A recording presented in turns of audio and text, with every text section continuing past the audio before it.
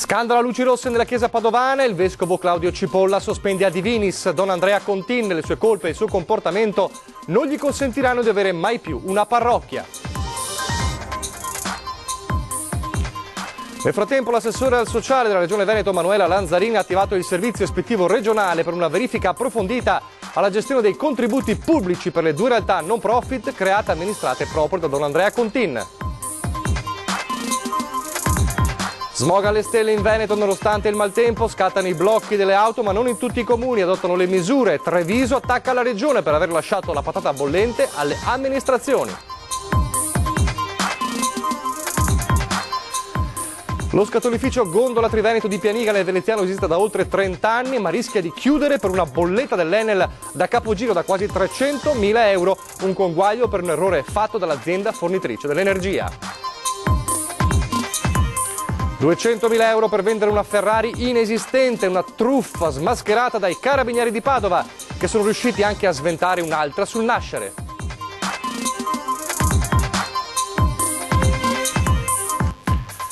Bufera a Treviso in Fondazione Cassamarca, l'attacco del consigliere che ha dato le dimissioni, l'ente è a rischio crack finanziario per una gestione dissennata, dice, e dispotica.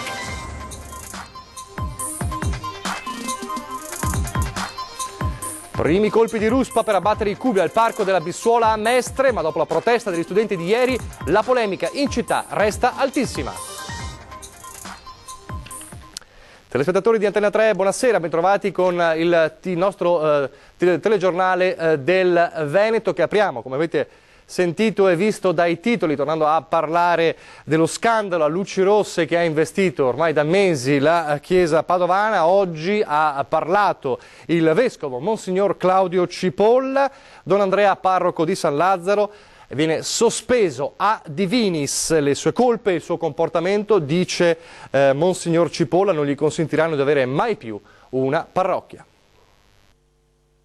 Per Don Andrea abbiamo aperto la procedura per la sospensione a Divinis, in attesa di approfondire i termini che possono portare alla dimissione dallo stato clericale. Comportamenti indegni per un prete, per colui che guida pastorale di una parrocchia, che hanno portato la Chiesa padovana a una decisione irreversibile. Il suo stile di vita non è stato consono con gli obblighi di un prete. Il contrasto tra lo stato clericale e lo stile di vita è così grave e profondo da rendere Don Andrea non idoneo ad esercitare il ministero. Esce così allo scoperto la chiesa di Padova dopo mesi di imbarazzati silenzi. Don Andrea Contin è alla fine sospeso dai cosiddetti ministeri divini, non potrà per esempio celebrare la messa o la confessione. La sua figura è stata talmente compromessa da non poter essere ripresentata, anche in presenza di un suo sincero pentimento, ad alcuna comunità. Si dice incredulo e sofferente Monsignor Cipolla nel dover affrontare una tale crisi della Chiesa padovana e che oggi più che mai lo vede costretto ad intervenire per fugare ogni dubbio. Non possiamo accettare fraintendimenti. Segnato il destino per Don Andrea Contin, mentre per l'altro parroco coinvolto, Don Roberto Cavazzana, si attendono sviluppi e comunque viene considerato la storia diversa. Apre l'incontro con la stampa Monsignor Cipolla con la lettera di una bisnonna, attestazione come molte altre arrivate di vicinanza, di comprensione, di sopportare la croce come fa un buon padre di famiglia. Come di conforto è stata la telefonata del 28 gennaio di Papa Francesco. Ma Monsignor Cipolla va oltre al caso in sé, annuncia due nuove azioni: da un lato maggior risorse al Tribunale Ecclesiastico, dall'altro l'istituzione di una commissione snella di un anno con il compito di vagliare e verificare eventuali denunce nei confronti dei parroci, il tutto per una nuova massima trasparenza. Poche le parole infine sulla vicenda che vede coinvolto Salvatore Riina, volato a Corleone per fare da padrino alla nipotina, sembra con un certificato di idoneità firmato da un prete padovano. Per la curia padovana Riina Junior ha fatto un percorso di preparazione lungo e riservato a cui l'hanno portato al ricevimento della cresima con un conseguente attestato. Sui fatti avvenuti nella diocesi di Monreale si attende una verifica. Nel frattempo l'assessore al sociale della Regione Veneto Manuela Lanzarini ha attivato il servizio ispettivo regionale per una verifica approfondita della gestione dei contributi pubblici in conto gestione e in conto capitale erogati al progetto Senes e alla casetta Michelino di Padova, le due realtà non profit create e amministrate proprio da Don Andrea Contin. Sentiamo le parole allora dell'assessore Lanzarini. Allora, noi abbiamo appreso dai giornali che appunto ci potrebbe essere, parliamo al condizionale, insomma, degli utilizzi di somme che la Regione ha erogato appunto per il centro diurno per anziani, per altre questioni, insomma, per le note vicende che abbiamo, insomma, così sentito. Quindi io credo che era dovere della Regione inviare gli ispettori, fare quindi un'ispezione col sistema sociosanitario regionale per capire effettivamente quindi se le risorse sono state impiegate per gli utilizzi a cui erano destinate. È emerso qualcosa? Siamo ancora in fase di istruttoria, nel senso gli uffici stanno facendo l'istruttoria, la relazione, quando avremo delle notizie avremo delle conclusioni, poi potremmo anche insomma diciamo così presentarle. Ma è chiaro che se fosse accertato qualche reato ci muoveremo come possibile, quindi anche per vie legali se questo fosse il quadro che emergerebbe. Dalla vicenda di Don Contin passiamo invece a un'altra vicenda, insomma, della quale si dibatte da tempo e che resta in forte allarme, la questione smog, la questione dell'inquinamento ambientale, smog alle stelle in Veneto, nonostante queste giornate di maltempo. Allora sono scattate, e alcune sono scattate oggi, i blocchi delle auto, ma non in tutti i comuni. Non tutti i comuni, non tutte le amministrazioni adottano le misure. C'è chi come Treviso attacca la Regione per aver lasciato di fatto la patata bollente alle amministrazioni senza aver concertato le varie iniziative. Sentiamo. Bisogna che ogni nostro concittadino che ha acquistato un mezzo dal 2005 indietro deve guardarsi e controllarsi il suo libretto. Macchine ferme in garage, se irregolari, il mostro smog è inarrestabile, l'allerta è massima e i blocchi scattano. Il Veneto fa i conti con gli sforamenti di PM10 e con le misure urgenti da adottare. Venezia come Vicenza e Padova, a Treviso invece niente stop. È una polemica aperta con la Regione. Ma partiamo dalla terraferma mestrina, dove anche stamane la sentenza è stata pessima. L'ARPA ci ha rinotificato lo sforamento anche oggi a rischio, chiamiamolo livello 2, no? Stop in 4 comuni dell'area metropolitana per oltre 20.000 veicoli. Stop dalle 8 alle 18 di tutti i giorni, sabato e domenica compresi, per i veicoli no cut, a benzina Euro 0 e Euro 1, a diesel Euro 1, 2 e 3 e dei motocicli a 2 tempi Euro 0. Il fatto che anche con la pioggia il risultato sia pessimo dimostra che la realtà è molto grave. Questa vicenda continua senz'altro, penso, per i prossimi 10 giorni, salvo piogge torrenziali e comunicazioni formali e validate di ARPA che ci dice revocate perché si è ritornati a livello 0. Blocco fino a Euro 3 anche a Padova. A Vicenza il comune fa scattare l'ordinanza che vieta la circolazione dei veicoli Euro 3 diesel nella zona rossa, quella più centrale, e degli Euro 2 diesel in quella gialla. Il blocco, in vigore dalle 9 alle 12 e dalle 15 alle 18, si fermerà per il weekend e riprenderà lunedì. A Treviso invece si circola, ma non perché l'area sia migliore, anzi, il comune però chiede alla Regione di far valere a tutti i territori limitrofi le sue linee guida e le misure restrittive. Non si capisce per quale motivo debba essere soltanto il comune capoluogo, visto che l'area non va per compartimenti stagni, ma devono essere quindi tutti i comuni della provincia, visto che l'inquinamento è su tutta la provincia, a dover intervenire. Per questo l'amministrazione è decisa a mandare un messaggio chiaro al governatore Luca Zaia: intervenga o Treviso non si muoverà. Il sindaco rientra domani, scriverà una lettera al governatore Zaia e siamo sicuri che il governatore risponderà a breve giro di posta. Una risposta già arriva questa sera per Treviso. Abbiamo infatti raggiunto il governatore Luca Zaia al telefono proprio su questa questione. Sentiamo cosa ci ha risposto. È una richiesta che ha già una risposta, perché esiste un coordinamento, esistono anche i tavoli che hanno approvato, peraltro alla presenza proprio dei comuni capoluogo, quindi anche di Treviso, delle linee guida a seconda del livello di inquinamento. La competenza è chiara, ma è chiara anche nel tavolo nazionale e dice chiaramente che l'applicazione delle linee guida e quindi le ordinanze spettano ai sindaci. Il coordinamento della Regione non ci può quindi essere? No, guardi, il coordinamento c'è già, nel senso che il tavolo regionale, alla presenza dei comuni, ripeto, peraltro dei comuni capoluogo, ha definito le linee guida secondo i 3 livelli di inquinamento, quindi livello 1, livello 2 e livello 3. In base al livello di inquinamento il sindaco può assumere tutti i provvedimenti previsti dai livelli. C'è anche da dire che la competenza è esclusiva da parte del comune. Una polemica dunque destinata a rimanere aperta. Noi invece adesso lasciamo questo argomento e parliamo di due vicende che hanno a che fare, due vicende incredibili che hanno a che fare con le bollette, con bollette da pagare da capogiro. La prima è davvero incredibile, viene dal veneziano. Lo scatolificio Gondola Triveneto di Pianiga esiste da oltre 30 anni e dà lavoro a 40 persone. Ebbene, una bolletta dell'Enel da quasi 300.000 euro, un conguaglio per un errore fatto dall'azienda fornitrice dell'energia, rischia di far chiudere questa azienda. Il titolare infatti è chiaro e dice: non pago nulla, piuttosto chiudo tutto.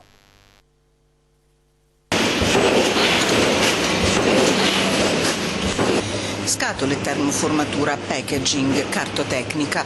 Da oltre 35 anni lo scatolificio Gondola Triveneto lavora a Cazzago di Pianiga.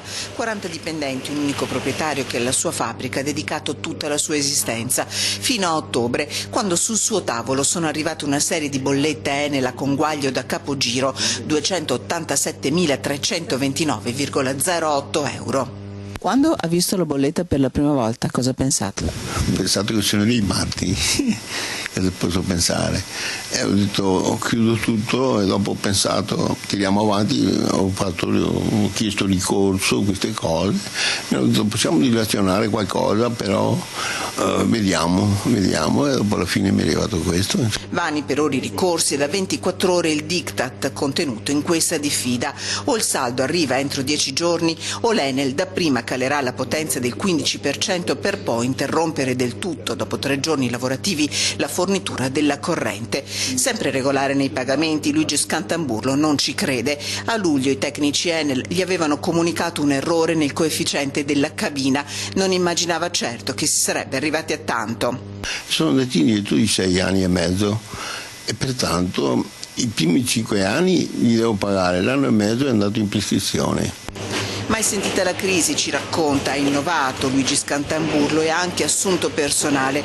Ogni errore fatto nella sua azienda l'ha ripagato o rimediato, ma questi soldi non li vuole pagare. Se io sbaglio a fare qualcosa o la rifaccio, o cosa posso fare? La rifacciamo e mettiamo in ordine o prendiamo anche i clienti altrimenti. E l'Enel invece se sbaglia fa pagare agli altri? E l'Enel così, questo è lo Stato italiano, cosa vuole che le dica? Questo non è il modo di lavorare. Io non so cosa dire, non voglio più parlare con nessuno perché sono stanco, ma molto stanco, e lo dico con molta... non voglio più parlare.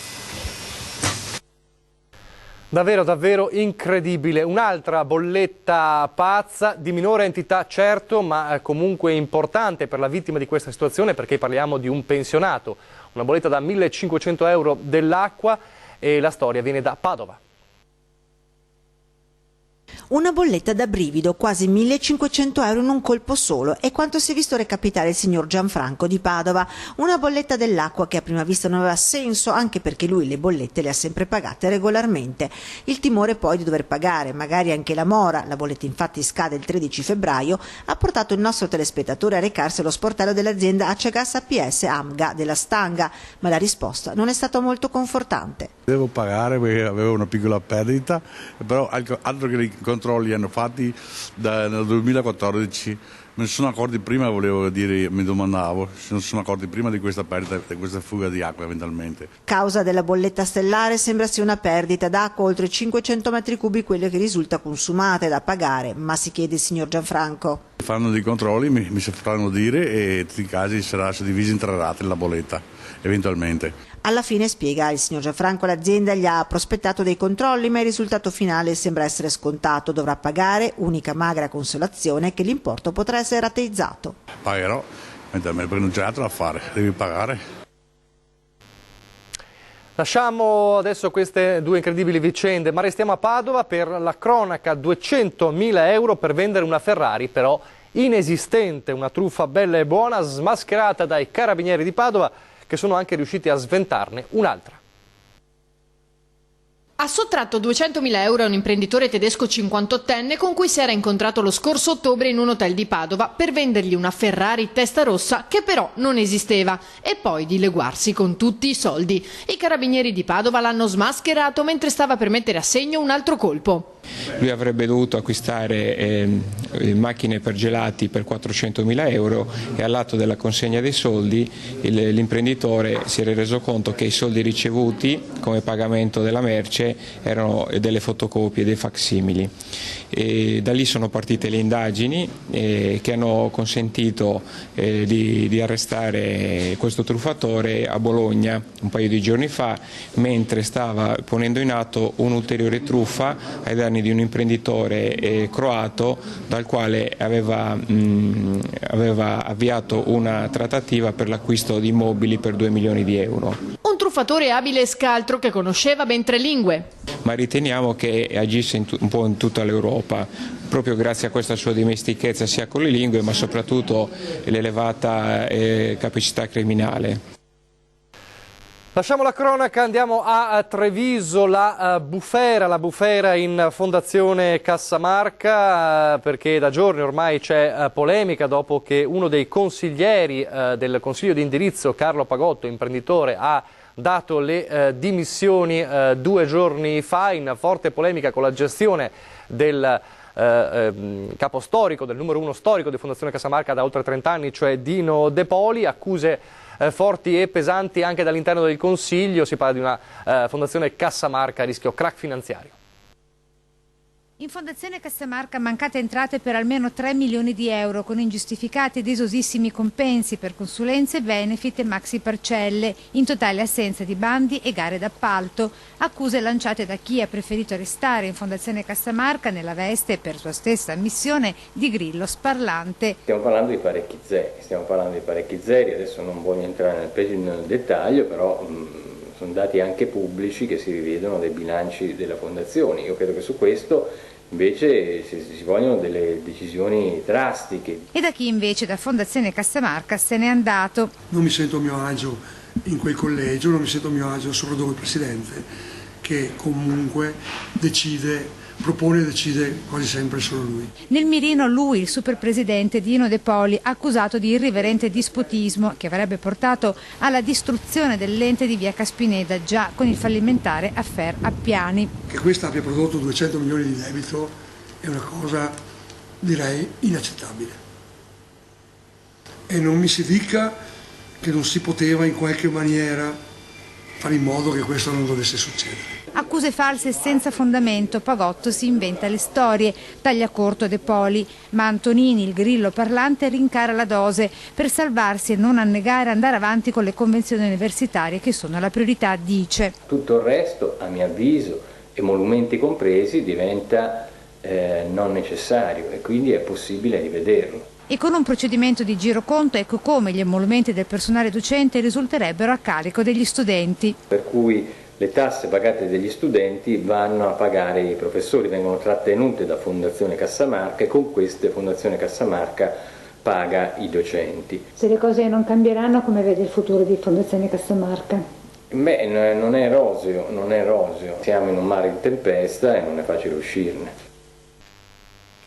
Torniamo a Padova con le elezioni amministrative. Oggi il candidato Sergio Giordani, candidato sindaco di Padova, ha parlato di un tema importante per la campagna elettorale come quello appunto dell'ambiente, di cui abbiamo parlato anche all'inizio del nostro telegiornale. Sentiamo qual è la sua ricetta per la questione ambientale e lo smog.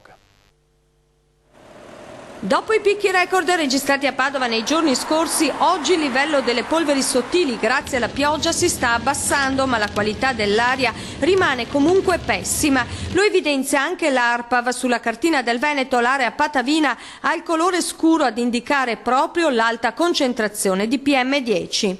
L'assenza negli anni scorsi di politiche adeguate sia sul fronte della mobilità che su quello ambientale da parte dell'amministrazione Bitonci ha avuto come conseguenza il peggioramento della situazione, con la città dove l'allarme smog è sempre alto.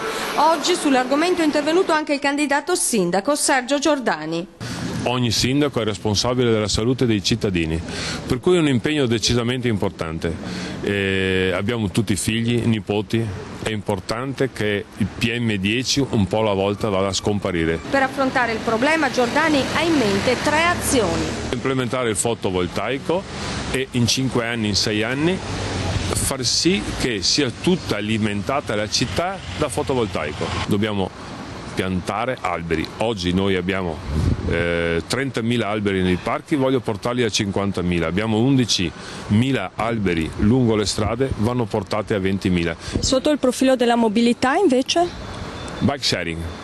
Oggi abbiamo 28 stazioni di bike sharing, io voglio portarle a 100. Adesso una breve pausa pubblicitaria.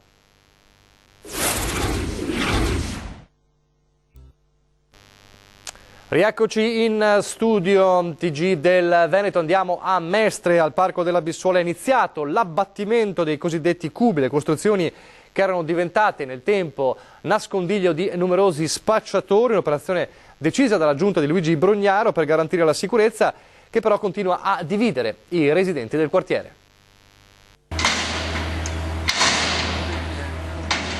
Passate le voci delle polemiche e delle manifestazioni di protesta, ora nel silenzio del parco albanese risuonano solo i colpi degli operai che abbattono gli oramai celeberrimi cubi, o ancora il rumore della ruspa che raccoglie quanto è già stato demolito. Ha ancora addosso i coriandoli e le stelle filanti lasciati durante il sit-in dei ragazzi del collettivo Loco e del coordinamento studenti medi Venezia Mestre. Tra poco di questa struttura non rimarrà niente. L'amministrazione comunale l'aveva già annunciato quest'estate. I cubi sono oramai diventati un punto di riferimento dello spaccio a Mestre. Dopo i sequestri di droga, dopo il potenziamento dell'illuminazione e dei servizi interforze, il passo decisivo per rimuovere le sacche di degrado del Bissuola e, secondo Cafarsetti, l'eliminazione dei luoghi in cui gli spacciatori si possono appartare o nascondere. Su questa soluzione però non sono tutti d'accordo e anche oggi che la demolizione è oramai inevitabile, le opinioni continuano a dividersi su quanto e come possa essere questa la soluzione del problema. Da una parte sono d'accordo, anche perché ho sentito che il progetto è quello poi di costruirci anche qualcosa per i bambini, ho visto che vogliono fare un parco giochi. Dall'altra però aumenterei anche i controlli. Secondo me le persone che erano dentro coi cubi per spacciare destra e sinistra adesso giustamente cosa faranno? Il piano B, ossia non esiste più questo? Benissimo, se ne trova un altro. Dove ci spostiamo? Ci spostiamo dove ci sono le piscine, dove ci sono i campi da tennis? Cosa facciamo? Buttiamo giù anche quelli? Cioè quelli che sono più felici sono quelli che abitano su quella, nei condomini che fiancheggia via Po, diciamo. Lì ci sono qualche blocco, giorno e notte erano lì che c'è sempre un via va. E tutti i giorni c'è un bordello di loro, vendono droga nascosti, la gente non cammina più per di là perché fa il giro per la via Po perché hanno paura di passare di là. È una grandissima, si può dire la parolaccia o no? Meglio di no. Allora no, perché adesso il problema non hanno tolto di là, però il problema adesso va di là e il nostro sindaco Brugnaro deve buttare anche quello a terra. Penso che queste cose qua è una storia del parco, giusto? Stai togliendo un pezzo di storia. Per cosa? Per cosa? Siamo in chiusura, io vi ricordo però l'appuntamento con 20:10, il nostro approfondimento dei notiziari con due ospiti in studio per parlare appunto delle notizie della giornata e fare un approfondimento dei fatti che ci circondano. Questa sera ospiti Fabio Chies, il coordinatore, il provinciale di Treviso di Forza Italia, e Lorena Andreetta, segretaria provinciale del Partito Democratico di Treviso. Appuntamento alle 20:10, adesso vi lascio come sempre alle previsioni del tempo. Grazie per averci seguito e arrivederci.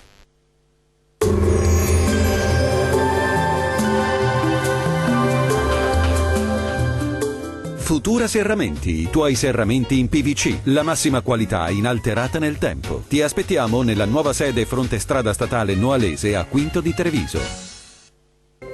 Sarà ancora una giornata all'insegna delle precipitazioni sulle nostre regioni. Vediamo il dettaglio di venerdì 3 febbraio. Sul Veneto molte nubi e piogge sin dal mattino, inizialmente più diffuse sui settori a ovest, poi piogge ovunque e più intense sui settori centro-settentrionali della nostra regione. Nevicate sui rilievi intorno ai 1200 metri.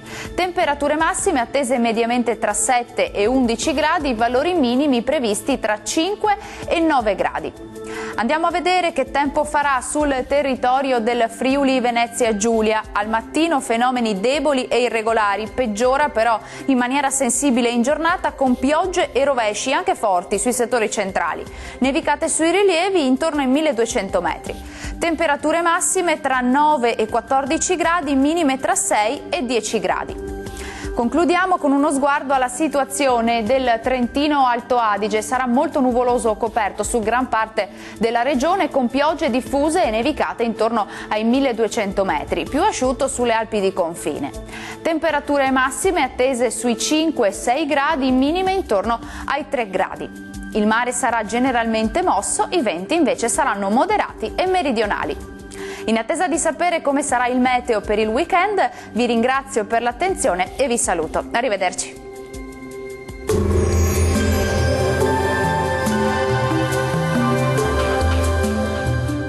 Futura Serramenti, i tuoi serramenti in PVC, la massima qualità inalterata nel tempo. Ti aspettiamo nella nuova sede fronte strada statale Noalese a Quinto di Treviso.